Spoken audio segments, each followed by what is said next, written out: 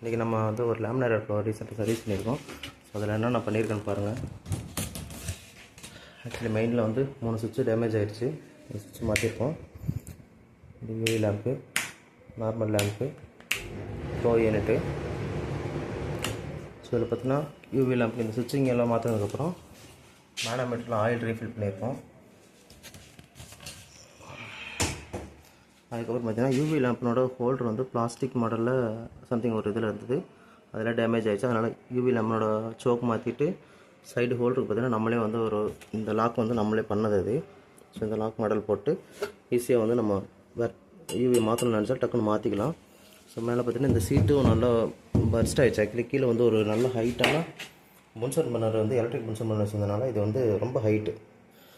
So அதனால் ஃபுல்லாக இந்த ஏரியா ஃபுல்லாமே வந்துட்டு மெல்ட் ஆகிடுச்சு. இங்கே பார்த்தீங்கன்னா தெரியும், இதெல்லாம் மெல்ட் ஆகிடுச்சு. ஸோ இந்த சீட்டு மாற்றிட்டு உள்ள நார்மல் லேம்ப்னோட மாற்றிட்டு யூவி லேம்ப் சுத்தமாக மாற்றிட்டு கம்ப்ளீட் எல்லாமே மாற்றிருக்கிறோம். ஸோ இது யூவி நார்மலு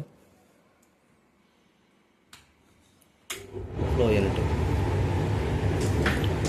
ஸோ இது போல் உங்களுக்கு லேமினேட் அடுப்பு 2x2 இருந்தாலும் சரி, 4x2 இருந்தாலும் சரி, எந்த யூனிட்டாக இருந்தாலும் நம்ம வந்து சர்வீஸ் பண்ணிக்கலாம். ஸ்பேர்ஸ் எல்லாமே கிடைக்கும். தேங்க்யூ.